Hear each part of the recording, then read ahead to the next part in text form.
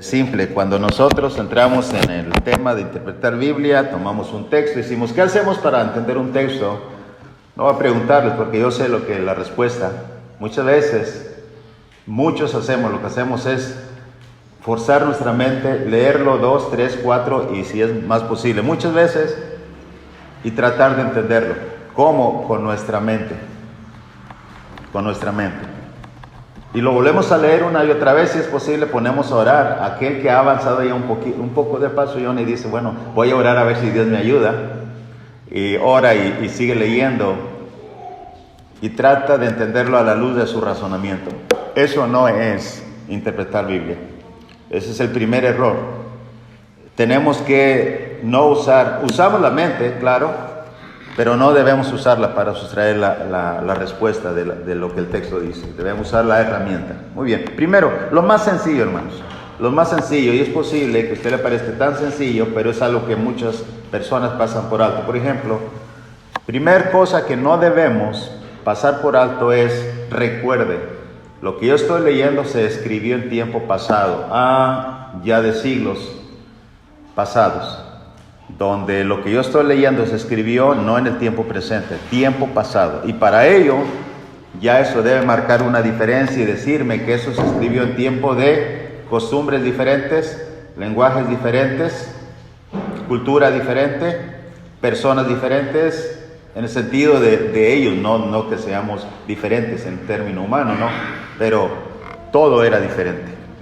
Eso es el primer paso. Porque si no hacemos eso, nos vamos a equivocar, vamos a tratar de interpretar las escrituras en medio del tiempo de avances científicos, celulares inteligentes, aviones rápidos, autos. Cuando la escritura se escribió en tiempo de camellos, ovejas, etc. Eso es lo primero, no pase por alto, se va a equivocar si no toma en cuenta esto. ¿Ok? Por ejemplo, hablando de esta parte, todo era diferente, funerales eran diferentes, bodas eran diferentes, visitas en hogares eran diferentes, forma de hablar eran diferentes. Todo era diferente, hermanos. Le pongo un ejemplo muy rápido que es muy común, recuerdo esto de Hechos capítulo 9, Deje avanzar un poco y después voy a dar más participación o lugar a preguntas. Quiero dejar unos minutos para que haya preguntas, pero quisiera que esto lo tratemos de aprovechar a lo máximo. Hechos 9, por ejemplo, en el versículo 36 al 37, hablando de acerca de la ciudad de Jope, una discípula llamada Tabita, traducido quiere decir Dorcas, esta abundaba en buenas obras y en limosnas que hacía. Y aconteció que en aquellos días se enfermó y murió. Dorcas, después de lavada, subrayé eso en su mente, después de lavada, la pusieron en una sala. Y como Lida estaba cerca de Jope, los discípulos, oyendo que Pedro estaba allí, le enviaron 2 hombres a rogarle: no tardes en venir a nosotros. Levantándose entonces Pedro fue con ellos. Cuando llegó, le llevaron a la sala donde le rodearon todas las viudas, llorando, mostrando las túnicas, los vestidos que Dorcas hacía cuando estaba con ellos. Bien, el punto es que Pedro, el verso 40, sacando a todos, Pedro se puso de rodillas y oró, y volviéndose al cuerpo dijo: Tabita, levántate. Y ella abrió los ojos, y al ver a Pedro se incorporó, y él dándole la mano le levantó. Entonces, llamando a los santos y a las viudas, la presentó viva. Fue notorio en todo Jope y muchos creyeron en el Señor.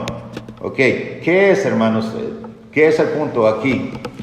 Si nosotros, por ejemplo, estoy explicando de que si no la interpretamos a la luz del tiempo en que se escribió la Biblia, entonces nos vamos a equivocar. Una ocasión oí un predicador, que se dice predicador, delante del púlpito de una iglesia, diciendo y explicando, haciendo énfasis en cuanto a la grandeza del milagro que Pedro usó. Y usó estas palabras, imagínense, Tabita lavada. Y cuando dijo lavada, él explicó que le habían sacado todos sus partes internas y que estaba lavada, entonces él hace énfasis en la grandeza del milagro que Dios, a través del poder de Dios, y Pedro la levantó, volvió a vivir, y cosa increíble, ya no tenía nada dentro. ¿Esto es verdad? No es verdad eso. Es verdad que el poder de Dios la resucitó, es verdad, esa es la grandeza del poder. Pero ¿cuál es el error de este maestro?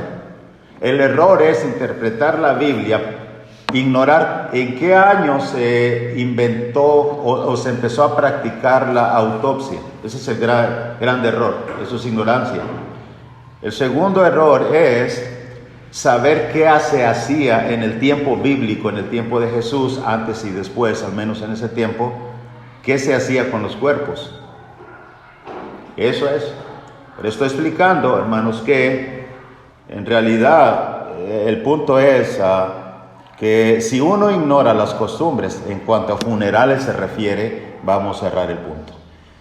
Hay mucha Biblia para esto.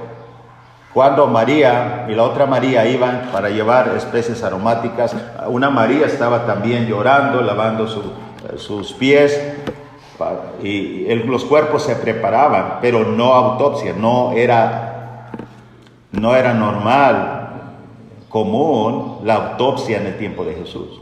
Era una preparación especial de los cuerpos con especies aromáticas. ¿Me explico? Entonces, por eso, hermanos, ¿es importante interpretar la Biblia? Sí, en este hecho simple. Bodas. Dejen pasar, nomás voy a usar les voy a enviárselo por correo, pero le explico. Mateo 25, las 10 vírgenes, por ejemplo. Las 10 vírgenes. Bodas diferentes. Hoy, ¿cómo son las bodas hoy en día? En diferentes países, inclusive, son diferentes por la costumbre de las bodas. Entonces, el ignorar, hermanos, otra vez, que todo era bien diferente antes. Según Mateo 1:18, estaba desposada María con José. Y significa desposado, sabemos que es casado, pero antes que se junten, duraban por lo menos, según la costumbre corriente común de los judíos, era 1 año mínimo, y ya comprometidos pero sin unirse. Hoy en día, ¿qué es lo común? Aún ya creo que también en México, no sé si también es en México, pero en Estados Unidos lo común, allá puedo decir abiertamente eso, allá lo común es que se vayan a vivir aparte, y ya después 1, 2, 3 años, si quieren, pueden hacerlo legal o oficial, y así lo hacen. En el tiempo de José no era así. Entonces todo eso, me estoy explicando que costumbres muy diferentes, okay. Cuando se recibían visitas, siempre había el beso, el aceite para la cabeza, el agua para los pies. Quiero decir un poquito, entrar en detalle en cuanto, fuera de las costumbres, en cuanto a las formas de hablar también. No se hablaba como hoy, había simplemente modismos en cuanto al lenguaje hebreo. Por ejemplo, déjenme les digo uno que es muy común en cuanto a los modismos. El modismo, por ejemplo, en cuanto al término hijo, busque usted Marcos 3:17, vamos a leer este texto, Marcos 3:17, ¿alguien lo quiere leer, por favor? Marcos 3:17. ¿Alguien más? Lucas 10:6. ¿Alguien más? Lucas 10:6 y Marcos 3:17, por favor.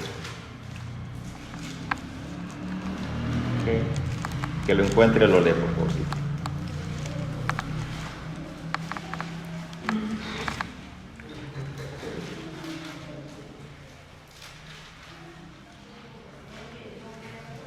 ¿Alguien lo...? 3:17. A Jacobo, hijo de Zebedeo, y a Juan, hermano de Jacobo, a quienes apellidó Boanerges, esto es, hijos del trueno. Bien, gracias, Marta. Aquí está el versículo 18. Y dice en 17, mejor dicho, a quienes apellidó Boanerges, esto es, hijos del trueno. Otras traducciones dicen los apodó o los apellidó, dice la versión 60, hijos del trueno. Este es un modismo. El modismo se usaba para decir, la palabra de conexión es hijo, hijos del trueno. En otras palabras, La palabra hijo del trueno significan con un carácter explosivo, como ahora decimos nosotros, y esos eran modismos. Hay muchos modismos en la Biblia. También Lucas 10, versículo 6. ¿Si alguien lo tiene también?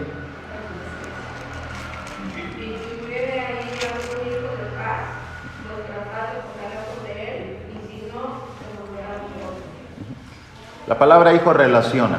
Un hijo de paz, dice, ¿qué significa hijo de paz, hermano? Simplemente la palabra hijo relaciona con la paz. Acá también la palabra hijo está relacionado con el trueno. Cosas muy diferentes, ¿no? La paz y el trueno son dos cosas muy diferentes. Entonces, uno se acostumbra, hermanos, hermanas, uno se acostumbra a usar estos términos. Para dominarlo necesita usar mucho, leer otros y otro, acostumbrarse. De tal manera que cada que diga hijo, hay una correlación. ¿Okay? ¿Qué se parece? ¿En qué se parece el trueno con estos? ¿En qué se parece la paz o qué tiene la paz con estos? Y así sucesivamente. Hay mucho modismo en la Biblia, mucho modismo. Uno de ellos que me parece muy, muy bueno, que es cuestión, inclusive las mujeres deben aprender a dominar, es el modismo de no y si no. Se le llama comúnmente el modismo de negación. Modismo de negación. ¿Por qué? Porque dice un no. Pero después del no, hermanas, va inmediatamente después del término si no. No, si no. Veamos uno de ellos. En la carta primera de Pedro, capítulo 3. Primera de Pedro, capítulo 3. Encontramos en el versículo 3 y verso 4, subraye, si usted tiene una Biblia de notas, subraye la palabra en el verso 3, no sea, y en el versículo 4, si no. ¿Ok? Para que usted lo pueda identificar, si tiene el libro de notas puede anotarlo ahí, subrayarlo. Y este modismo es muy común y es muy importante entenderlo. Primera de Pedro 3, verso 3 y 4. Aquí está: vuestro atavío no sea el externo, como de peinados ostentosos, de adornos, de oro o de vestidos lujosos. Verso 4. Sino el interno, el del corazón, en el incorruptible ornato de un espíritu afable y apacible. Noten bien, ahí está la palabra no y si no. ¿Cómo le explicamos a alguien, hermanos, que en la iglesia de Cristo, hermanas usan aretes de oro o de plata? ¿Cómo le explicamos que no es pecado? Si alguien le dice, aquí dice la Biblia que no deben usar oro, ¿cómo le explicamos? Bueno, lo que le explicamos a ellas o a ellos es que aquí hay un modismo, y ellos necesitan entender el modismo. Es por eso que las hermanas en la iglesia de Cristo no están pecando cuando usan aretes de oro. ¿Ok? ¿Cómo lo hacemos? ¿Cómo se usa este modismo, no y si no, de negación? Bueno, la palabra no significa un no absoluto o rotundo. Por ejemplo, muy bien, vamos a mirarlo. Vamos a ver ahora los contextos. Aquí voy a usar una herramienta más, hermanos. Hermano Miguel, voy a usar el contexto. Más adelante vamos a practicar con el contexto. ¿Qué es el contexto? Muy bien. Si yo voy a Timoteo, carta de primera Timoteo, ¿okay?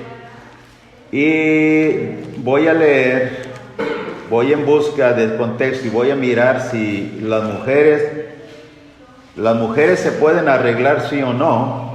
Bueno, de hecho, inclusive dice que sí. Primera de Timoteo, verso 8, capítulo 2, verso 8 y 9. Primera Timoteo 2, 8 y 9. ¿Qué es lo que quería Pablo según en el 8 y el 9, verso 8 y 9? Dice así: quiero pues que los hombres oren en todo lugar, levantando manos santas sin ira ni contienda. Quiero. Verso 9. Asimismo, también quiero, asimismo, o de la misma manera, que las mujeres, quiero que las mujeres se atavíen de ropa decorosa. Note bien, se atavíen. ¿Qué es ataviarse? Arreglarse con ropa decorosa, con pudor y modestia. Muy bien. Ahí está, dice que sí deben arreglarse, pero no con peinado ostentoso, ni oro, ni perla, ni vestido costosos, sino, aquí está otra vez, verso 10, con buenas obras, como corresponde a mujeres que profesan piedad. Muy bien, entonces el verso 9 dice que sí se arreglen, ¿ok? Y acá en el capítulo 3, verso 3 y 4, dice el verso 3 que el atavío no sea el externo. ¿Sí se fijan eso? Primera de Pedro 3, verso 3. No sea el externo. Pero sí está diciendo en el verso 9, capítulo 2, primera Timoteo 2, 9, dice que las mujeres se atavíen de ropa decorosa. O sea, que así se arreglen externamente. ¿Hay una contradicción, Marta, aquí? No, no la hay. Pedro dice que no se arreglen por fuera, pero Pablo dice que sí se arreglen. ¿Y cuál es el punto? ¿Cuál es el punto del término no y si no? Hermanos, traten de recordar esto. Siempre que usted se encuentre la palabra no e inmediatamente después si no, no es un no rotundo. Si no, la palabra si no significa mayormente. La palabra no implica no. Sí debe hacerlo, pero mayormente debe atender esto. Le voy a poner otro ejemplo más claro, para que no nos confundamos, ¿ok? Muy bien, muy bien. Vamos a Juan capítulo 6. Juan 6. A ver si es Juan capítulo 6. Uno más sencillo, creo que este está excelente. Ok, Juan 6, versículo 26 y 27. Ahí está. Alguien que tenga ganas de leer. Identifique inmediatamente la palabra no y si no. Respondiendo Jesús les dijo: de cierto os digo, que me buscáis no porque habéis visto las señales, sino porque comisteis el pan y os saciasteis. Trabajad no por la comida que perece, sino por la comida que a vida eterna permanece, la cual el Hijo del Hombre os dará, porque a este señaló Dios el Padre. Bueno, alguien dijo, gracias Marta, dijo que había un doble aquí, un doble modismo. No, el modismo está en el verso 27, en el 26 no, es algo muy simple. Pero en el 27, trabajad no por la comida que perece, sino por la comida que a vida eterna permanece. Creo que esto está más sencillo. Muy bien, la pregunta es, ¿uno no debe trabajar entonces por la comida que perece? Esa es la pregunta. ¿Y qué viene a la mente? Primera Tesalonicenses 3:10. El que no trabaja no coma. Y uno dice, bueno, vamos a trabajar por la comida que perece, o no, pero si no trabajamos, pues no vamos a comer. No hay contradicción, hermano. Otra de la palabra no y si no implica, o lo que significa es, la palabra no significa no un rotundo, sino que no sea tu prioridad. Trabajar por la comida, trabajar no por la comida que perece significa que no sea la prioridad. ¿Cuál es la prioridad? Sino mayormente por la comida que a vida eterna permanece. ¿Cómo se pone en práctica esto? Trabajamos hasta el sábado y le dice, ¿sabes qué? ¿Puedes venir a trabajar overtime? Digo, tiempo extra. Y usted le dice, bueno, ya gané suficiente. No, está bien. Ya con eso es suficiente. Mayormente voy a ir a oír la palabra de Dios, que es la palabra que a vida eterna permanece, oír el domingo. No, gracias. Así se pone en práctica, hermanos. Así se pone en práctica. Pero si usted trabaja mayormente por la pan que perece, va a decir, bueno, sí, hermano, es que mi patrón me dijo que tengo que trabajar y voy a trabajar y voy a ganar un poco de dinero, pero voy a trabajar. Sí, gracias. Algunos de los hermanos, por favor, como si eso justificara, ¿verdad? Y ya... entonces este modismo está diciendo la palabra no, pero no significa no totalmente, porque si no trabajas no comes. ¿Estamos captando la idea? ¿A quién no está entendiendo? Levante su mano para explicarlo mejor, porque creo que esta es la mejor forma. La otra como que está un poco difícil, la de las aretes, pero esta es la misma cosa. De ahí que, hermanas, miren, si dicen hoy en la iglesia de Cristo usan aretes, y pues cosas de anillos, y no está bien. Es que estas mujeres religiosas, con todo amor y respeto, hay que enseñarles, decirles, ¿sabes qué? Es que hay un modismo, este modismo se llama denegación. Un no significa no rotundo, significa que no sea tu prioridad, la prioridad sea interna. ¿Captamos? Ok, muy bien. Entonces, hermanos, hay mucho que aprender en las Escrituras, a interpretarlas debidamente y correctamente. Hay modismo de negación, hay modismo de tiempo, la palabra para siempre, algunos dicen que la tierra siempre permanece, el término siempre no significa siempre. Ahí se lo voy a enviar, por favor, les dan una copia a cada uno cuando se les envíe. Pero quiero avanzar un poquito más adelante. Sucede que también la Biblia no solamente tiene modismos, tenemos que poner en la mente que fue tiempo de del pasado, se escribieron las Escrituras, hay que tratar de interpretarlas a la luz de su cultura, costumbres, pero también sus lenguajes. Hay muchos lenguajes en las Escrituras.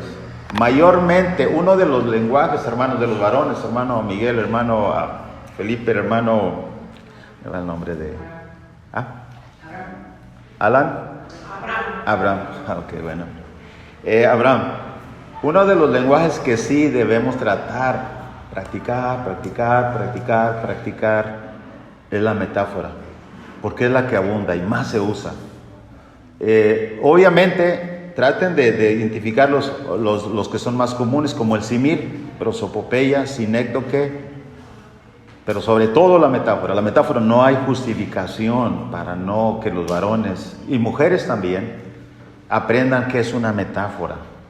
¿Ok? No hay justificación, porque si aprendemos eso, ya vamos avanzando a interpretar la Biblia correctamente.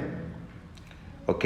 Hay muchas metáforas en las Escrituras. Por ejemplo,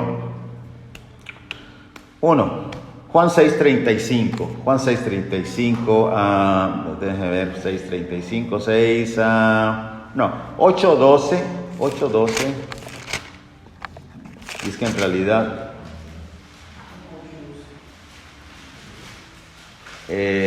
yo creo que con Juan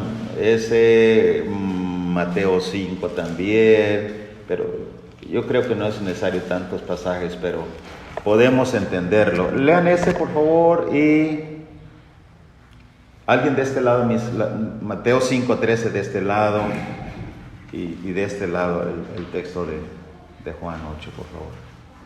8:12. Lo leamos, por favor, lo leamos. Otra vez Jesús les habló diciendo: yo soy la luz del mundo. El que me sigue no andará en tinieblas, sino que tendrá la luz de la vida. Muy bien. De este lado, Juan 5:13. Vosotros sois la sal de la tierra, pero si la sal se desvaneciere, ¿con qué será salada? No sirve más para nada, sino para ser echada fuera y hollada por los hombres. Ok. Oye, le explico, hermanos. Ya todos saben, siempre en una clase de hermenéutica, se llama así la materia del arte de interpretar Biblia, siempre les doy tips, que a veces inclusive no están en el libro, pero es muy bueno tener tips, consejos, pistas de cómo hacerle para grabar en la mente que es una metáfora.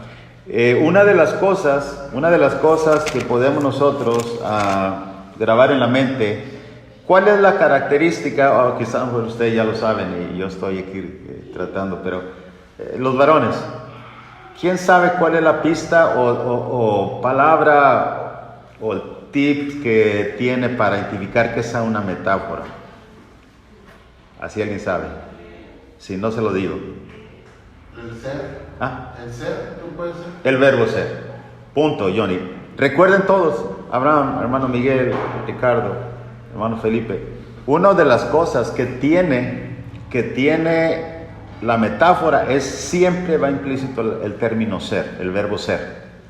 ¿Cómo el verbo ser? Los que fuimos a la escuela. Yo soy, él es, ellos son, ¿ok? Soy es verbo ser. Entonces Jesús dijo, yo soy el pan que descendió del cielo, yo soy la luz del mundo, yo soy el buen pastor, vosotros sois la sal de la tierra, vosotros sois la luz del mundo. ¿Literalmente somos? No. ¿Usted es sal literal? No. Somos de carne y hueso. Entonces, ¿por qué Jesús dijo, vosotros sois la luz del mundo? Porque usó una metáfora, usó un lenguaje metafórico. Y la lenguaje metafórico, hermanos, casi siempre va a usar el término ser, el verbo ser, mejor dicho. ¿Ok? Si esto lo hace y lo graba bien, no se le va a olvidar. Por eso es cuando la Biblia habla, vosotros sois el cuerpo de Cristo, metáfora. Metáfora. Inclusive, eso, hermanos, grábenlo bien, porque esto no tiene justificación de que no lo sepamos, bien importante, pero es importante grabarlo. Cuando he dado la clase y le doy a toda la iglesia y le digo, ok, muy bien, otra vez, ¿qué lenguaje hay aquí? Y estos están, recuerde, si te encuentra el verbo ser, Johnny, es metáfora. Por ejemplo, déjenme le digo otro que es muy común. Simil. El lenguaje simil. El lenguaje simil. ¿Quién se sabe de memoria? Salmo 42.1. Salmo 42. Que habla del siervo. Como el siervo brama por las corrientes de las aguas, así clama, oh Dios, mi alma mía. Así como en la metáfora, el verbo ser, vosotros sois la luz del mundo, vosotros, el simil también tiene una palabra. Es como. Es como. Hubo un estruendo como de muchas aguas. Ahí está. Es un estruendo con muchas aguas. ¿Ok? Como de voz de artistas. Siempre que use la palabra como, ya sabemos que la palabra es una palabra para usar la acción comparativo. Entonces, eso es. Muy bien, ese es un simil. Eso es un simil. Y así, hermanos, habrá muchos lenguajes en las escrituras, hipérbole, metonimia es muy importante también, que después en el momento ustedes la practiquen. Ok. Otra cosa también muy importante en cuanto al arte de interpretar la Biblia es la siguiente. No solamente los lenguajes, saber que había costumbres en el tiempo pasado, interpretar la luz de las costumbres, pero es muy importante, hermanos, también otras cosas, ya practicando. Vamos a practicar con los textos, mejor dicho. Me gusta que practiquemos con los textos. Cuando usted lee un texto, cualquier texto de la Biblia, hay por lo menos 3 preguntas que debe hacerse por ley. ¿Cuáles preguntas creen que deben hacerse por ley? ¿A quién se le escribe? ¿A quién? ¿O quién primero, verdad, Marta? ¿A quién escribe aquí? ¿Fue Moisés posiblemente el Pentateuco? ¿Fue tal vez David, los Salmos? ¿Fue un profeta? ¿Fue Jesús? ¿Fue Mateo?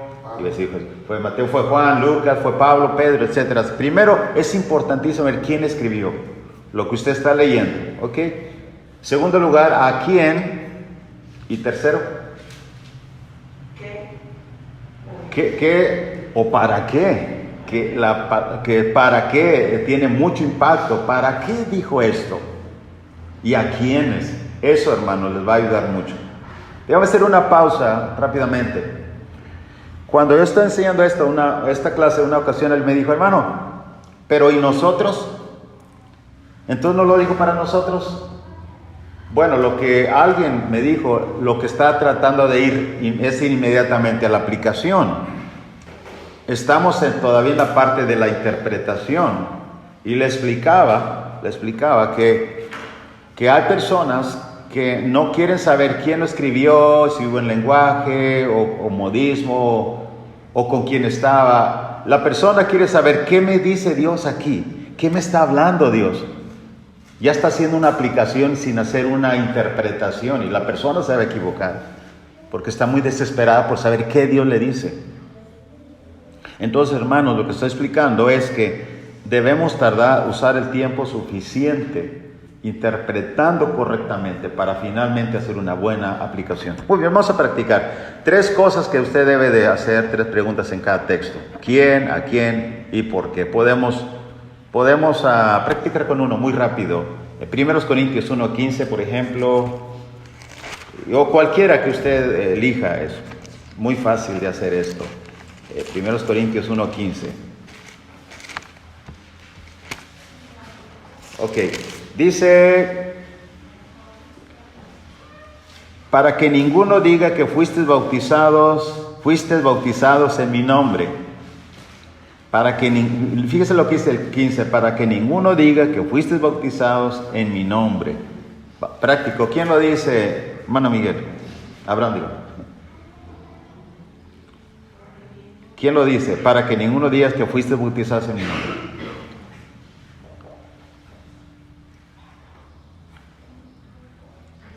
Felipe, ayúdale. ¿Mande? Jesús. Felipe, ¿quién dijo para que ninguno digas que fuisteis bautizados en mi nombre?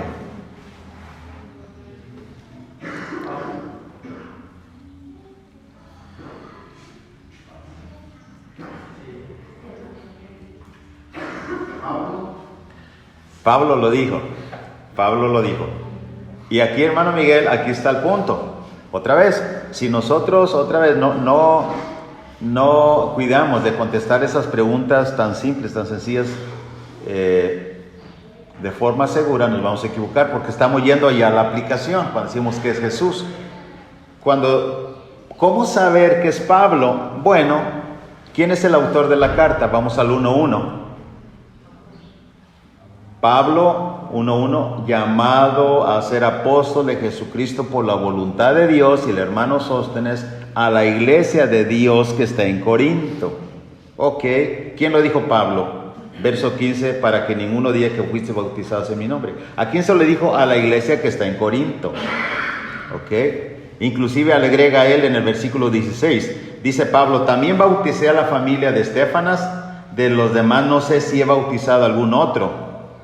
¿Y por qué lo dijo Pablo? Tercera pregunta, ¿por qué dijo Pablo esto? Verso 15, para que ninguno diga que fuisteis bautizados en mi nombre. Oh, es que ellos estaban teniendo divisiones, hermano Miguel. Verso 12, quiero decir, dice Pablo, que cada uno de ustedes dice, yo soy de Pablo, yo soy de Apolos, yo soy de Cefas y yo soy de Cristo. Ok, verso 13, ¿acaso está dividido Cristo? ¿Fue crucificado Pablo por vosotros o fuisteis bautizados en el nombre de Pablo? En otras palabras, ya sé por qué lo dijo. Pablo lo dijo a los corintios porque los corintios, si los bautizaba Apolos, iban con Apolos. Decían, yo soy de Apolos. Si los bautizaba Pablo, iban con Pablo. ¿Okay? Y si los bautizaba Pedro, decían, pues yo soy de Pedro. Y se hicieron las divisiones. Ya entendí. Hermanos, se fijan, algo tan simple puede causar grandes errores de interpretación. Las primeras semanas de yo ser cristiano, les digo por qué elegí este texto, porque las primeras semanas de bautizados tuve una discusión porque yo no discutí, el otro discutió fuerte y a mí ¿qué es la palabra? Aplastó, esa es la palabra, me gusta esa palabra, aplastó, porque salía aplastado. Un doctor con apellido Benavides en Monterrey en el 87 me aplastó con este texto y muchos más, porque yo le había dado un bien emocionado que encontré la verdad y me bauticé, y le dio un folleto a Blanquita, a una secretaria de él, y es de este doctor y perteneciendo a un grupo grande. Y ahí voy yo porque me dijo que quería hablar conmigo, y ese folleto decía la iglesia de Cristo, creer, bautizarse, confesar, etc. Y él me dijo, mira, no por obras para que nadie se glorie. Aquí dice el texto para que ninguno diga, y yo me quedé súper callado. ¿Por qué pensé como hermano Miguel que aquí decía Cristo? Y si Cristo dice que ninguno diga que fuiste bautizado en mi nombre, yo me quedé callado. Pero ¿cuál era la razón? Él no estaba interpretando bien Biblia, y yo menos porque yo no sabía. Entonces, hermanos, Es bien importante que lo que estoy explicando, usted no lo pase por alto y lo tome en serio. 3 preguntas. ¿Quién escribe? Vaya al 1:1. ¿A quién? Lo va a decir en el siguiente versículo. ¿Por qué lo dice? Lea los contextos para que usted sepa si está usando bien los textos. ¿Ok? Muy bien. Entonces, trabajemos un poquito más con el texto. Muy bien. Muy bien. La estructura, hermanos, la estructura de cada texto es importante. ¿Cómo lo leemos? ¿Cómo lo leemos? Por ejemplo, me aprovecho de un texto de que me preguntó, andamos Richard y yo trabajando y siempre me hace buenas preguntas y quiero aprovecharme de eso para que usted también vea que el mismo texto, la estructura del texto nos da las respuestas. Por ejemplo, ponga su Biblia, vamos a seguir practicando. 1 Corintios 16:1. Ok, 1. Y a ver quién lo quiere leer. 16:1. 1 Corintios 16:1.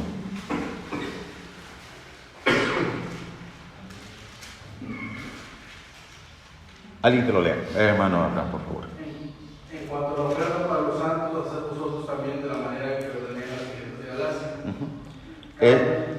Cada primera semana, hasta ahí, hermano, gracias. Ahora, fíjense bien, Abraham, si alguien te preguntara, te hiciera esta pregunta, vamos a practicar. Si te sale esa pregunta, hermano Abraham, yo tengo una duda, hermano, y tú dices, sí, hermano, dígame. La pregunta es, o la duda que tengo es, para cuando el apóstol Pablo le escribió esto que estoy leyendo aquí en el verso 1, a los Corintios respecto a la ofrenda, porque ese es el texto que digamos base, ¿verdad? Para decir, debemos ofrendar cada domingo y este es el texto, ¿ok? La pregunta es, aquí viene, Abraham, alguien te dice, hermano Abraham, para cuando Pablo le escribió aquí en el 16:1 a los Corintios, ¿cómo practicar la ofrenda? Dice, yo tengo una duda, ¿las demás iglesias ya sabían cuándo y cómo ofrendar? ¿O apenas se dio por primera vez en este versículo? ¿Tú qué contestarías? Ayúdale, Felipe. Sí, ya sabía, porque aquí dice que ordenó a las iglesias de Galacia. Dice, hacer vosotros también de la manera que se ordenó en las iglesias de Galacia. O sea que las iglesias de Galacia ya estaban ofrendando cada domingo, ya les había ordenado Pablo antes que les escribiera en 16:1. Esa es la respuesta correcta. Usando el mismo texto, nada más que poniendo mucha atención en lo que dice, ordené, como haced vosotros de la manera que ordené, tiempo pasado. Inclusive, hermanos, y con todo respeto digo, hay quienes no fueron a la escuela, pero es importante que si hay maestros y si no fueron a la escuela, se eduquen un poco en el estudio secular, porque si no saben leer bien o entender el lenguaje del español, van a cometer errores. Una de las cosas que también les explico aquí es la palabra ordené, ¿verdad? Ordené es un verbo de acción, ordenar, como saltar, comer, correr es un verbo y está conjugado en un tiempo. ¿Cuántos tiempos se conjuga un verbo? Presente, pasado y futuro. ¿Ok? Si alguien o una maestra inclusive le digo cuán importante es esto, debe saber por lo mínimo esas cosas básicas. Por ejemplo, el verbo comer en tiempo pasado, yo comí. Tiempo futuro, yo comeré. Tiempo presente, activo se le llama en inglés. Yo como, estoy comiendo, yo como. Entonces, hacer de la manera que ordené, no ordenaré. ¿Se fijan eso? Hasta esos detalles son importantes en la buena interpretación de la Biblia. Entonces, hermanos, lo que estoy explicando, que la estructura del versículo, poner mucha atención como lee uno, es importante. Voy a ponerles otro ejemplo, seguir practicando otro poquito más y otro poquitito más. Que eso es lo que realmente ayuda. En cada clase está practicando. Ok, muy bien. Busque Hebreos capítulo 6, por favor. Hebreos 6. Ahora veamos el versículo 4, 5 y 6. Hebreos 6, versos 4, 5 y 6.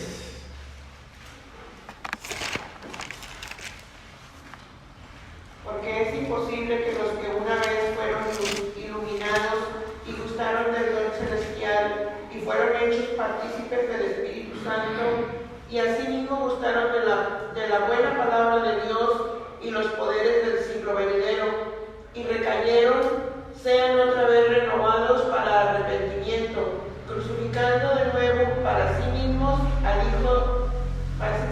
Hijo de Dios y exponiéndole a vituperio. Muy bien. Muy bien. Fíjense muy bien, hermanos. El versículo 4, 5 y 6 es un ejemplo claro de la forma de escribir del apóstol Pablo. A esto se le llama una forma literaria, la forma de escribir de él. Obviamente también por obra de Dios y el Espíritu Santo. ¿Qué es lo que usted puede, qué es lo que les puedo señalar en estos 3 versículos? Bueno, lo que puedo señalar aquí, hermanos, es que hay mucho de esto en las cartas del apóstol Pablo. Esto se le llama paréntesis que Pablo hace en medio de una frase que él dice. Por ejemplo, hay un enunciado, algo que uno va a decir, pero luego en esa frase, en la información que va a dar, uno hace un paréntesis y pone algo extra allí y luego ya después continúa con lo que él estaba diciendo. En otras palabras, déjenme ilustrar con algo más sencillo, hermano Miguel, como con un hot dog que pone un pan abajo, le pone la salchicha ahí arriba y luego pone el pan arriba. Bueno, hay algo en medio, o la hamburguesa. Pablo escribiría es muy común así, y si uno no identifica la forma que Pablo habla, uno se va a perder. Le explico. Por ejemplo, dice, porque es imposible que los que una vez fueron iluminados, pare ahí, es imposible que los que una vez fueron iluminados, es imposible que, abra una llave, una pregunta ahí, es imposible que los que una vez fueron iluminados. ¿Imposible qué cosa? ¿Imposible de qué?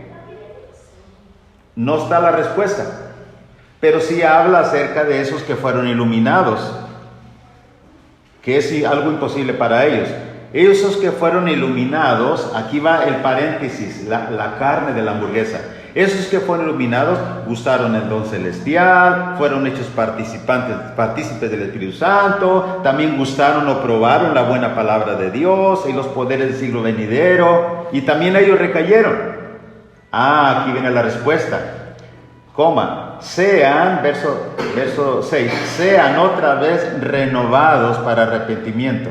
Entonces la pregunta que yo me hice atrás en el 4, ¿por qué es imposible que los que una vez fueron iluminados, qué cosa? ¿Es imposible qué?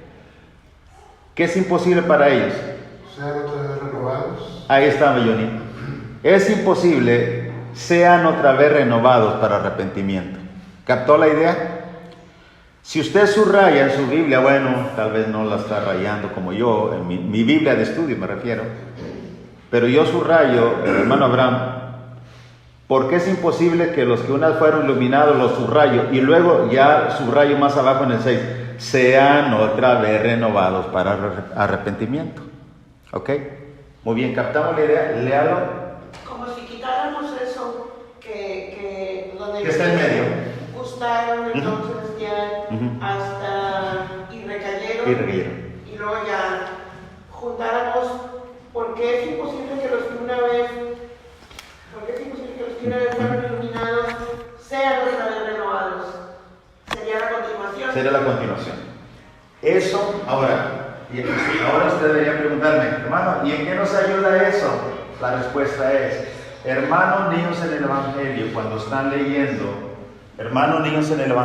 están leyendo, ¿qué cree que pasa con ellos cuando pasan por ahí? Se pierden, Johnny. Se pierden. Totalmente. Entonces, hermanos, cuando yo enseño y aprenden bien esto, y luego están pasando por Romanos, Corintios, y dicen, hermano, bien gustosos porque lo aprenden, dicen, hermano, ¿sabe qué? Encontré otros con paréntesis. Oh, sí. Y yo sabía que los iba a encontrar. Pero una vez que le enseñaste bien a identificarlos, dice, y no me perdí. Bien, excelente. Pero si no les enseñas eso, se van a perder. Dice, hermano, es que no le entiendo. Y por eso la frustración de tanta gente. Hermanos, es que es bien difícil entender la Biblia. No le entiendo, me duele la cabeza. Porque están usando, valga la redundancia, su propia cabeza, su propia mente. Y no tienen la herramienta. Tenemos que abastecerlo de la herramienta. Aquí tengo que dar unos minutos para que si hay preguntas. Pero el punto es que tratemos de aprovechar esta clase.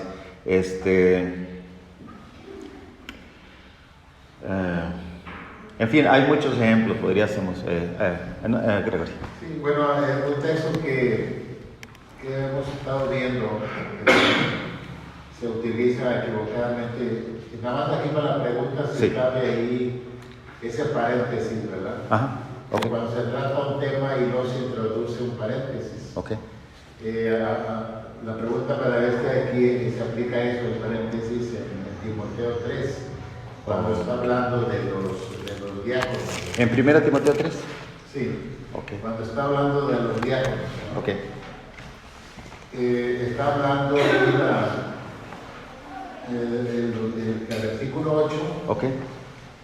1 Timoteo 3, 8 está hablando de los diáconos, requisitos, ¿verdad? Sí. Pero en los versículos, después de que dice que se sometan a prueba, sí. Y luego tratan el diaconado, sí. Y luego dice, las mujeres, así mismo sean honestas, no calumniadoras, sino hacedoras fieles en todo. ¿Verdad? Ese donde se sale, okay. Desde el versículo 12 entra otra vez al tema. Continúa. Los diáconos, ¿qué es lo que se está tratando? Central. Entonces, hemos dicho que hay las denominaciones tienen diaconistas, ¿verdad? Ajá. Porque usan este texto para decir que ahí están los requisitos para las diaconisas. Y veo Romanos 16, dice que Febe diaconiza. Sí. Y son los dos textos que utilizan o mal utilizan para introducir el oficio de diaconisa, ¿verdad? Correcto. Pero aquí la pregunta es eso, sí. Y es simplemente un paréntesis. Exacto. Definitivo y buen ejemplo, Gregory, porque una de las características precisamente, otra vez, de la forma literaria de Pablo, que nos acostumbramos y sabemos la forma de escribir el apóstol Pablo, es esta, de que aborda un tema y en ocasiones que parece que lo abandona, pero está insertando cierta información adherible al mismo tema. Por ejemplo, ¿quiénes fueron los que ya no tienen esperanza de ser renovados? Los que cayeron, los que gustaron, todo esto, y es verdad, tiene que ver con ello. Pero también es verdad que en este caso aborda el tema, verso 8 de los diáconos, 1 Timoteo 3, verso 8, y está abordándolo abiertamente y de lleno. Sean sin doblez, guarden el misterio, sean sometidos, pero en el 11 agrega algo extra, que es cerca de las mujeres, de los diáconos, obviamente, y en el 12 continúa. Y ese es un punto. Aquí hay dos, entonces, básicamente, a lo que Gregorio dice, dos errores de los que malinterpretan las escrituras. Primero, no conocen la forma de escribir Pablo literaria. No usan ese paréntesis ellos, es una. Y la dos, están torciendo el texto que habla acerca en Romanos 16, acerca de Febe. Porque no el hecho que use la palabra diaconisa era una diácona, sino era una servidora, como otras traducciones lo hacen, ¿verdad? Pero sí, bueno, ahí está otro ejemplo, hermanos, hay muchos ejemplos. Créanme que si nosotros dominamos bien eso, vamos a poder interpretar otros textos como este mismo y muchos otros más, no vamos a tener problemas con ello, ¿ok? Es bien importante eso. Rápidamente les paso otro tip, por ejemplo, que se pasa por alto, bien importante. La palabra por tanto, porque y así que, ¿cuánta diferencia hace para entender bien las escrituras? Por ejemplo, porque, de hecho, bueno, ya lo miramos, Hebreos 6:12, déjeme avanzar un poquito por cuestión de tiempo. Por ejemplo, por tanto, Busquen en su Biblia Nuevo Testamento, hermanos, la palabra, al inicio, en las cartas, al inicio de las cartas, una frase donde diga, por tanto, así que, hay muchos. Uno, 1 Tesalonicenses 2:13, ese es uno de ellos. 1 Tesalonicenses 4:8, 1 Tes 2:13, 1 Tes 4:8, hay varios. Identificamos uno, porque quiero mostrarles cuán importante es el uso de esa frase, Hay que lo tenga, ya lo lee, por favorcito. Hebreos 2:1. ¿Mande? Hebreos 2:1, por ejemplo. A ver, ¿qué dice? Por tanto, es necesario que con más diligencia atendamos las cosas que hemos oído, no sea que nos desdicen. Bien, ahí está un ejemplo. Hermanos, siempre que encontremos la palabra por tanto, ya sabemos o no. La palabra por tanto es por lo que ya dije atrás. Entonces es importante que cuando encontremos la palabra por tanto es por lo que ya dije.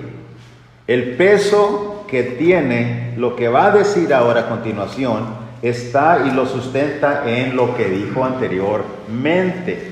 Eso es bien importante. Por tanto, es necesario leer lo anterior. ¿Cuándo? Por tanto, es necesario leer lo anterior. Exactamente, ¿verdad? Por obvio, ¿no? ¿Y qué cosa? ¿Qué dijo anteriormente? Uno se sorprende cuando vas atrás y dice que Jesús es el resplandor de su gloria, Él es superior a los ángeles, verso 4, resplandor de su gloria de Dios, verso 3, exaltando a Jesús y los ángeles en cuanto a la posición que tiene Jesús y los ángeles, ¿verdad? Entonces cuando entra el versículo 2, hace énfasis a lo que ya se dijo atrás. Muchas veces nos perdemos de esa información. Por tanto. Ahí mismo en el versículo 14 está un ejemplo de así que.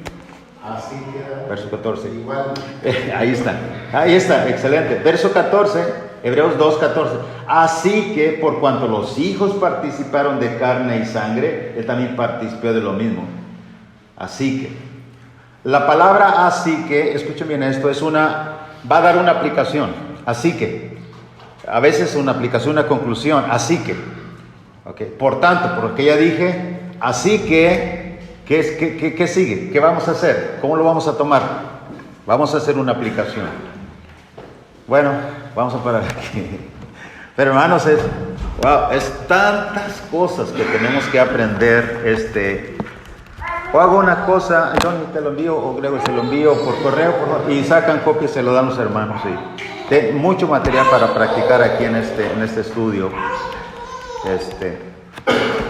de esta clase. Hermano, paro aquí. Lo bueno es aprovechar el tiempo, los minutos que tenemos. Gracias.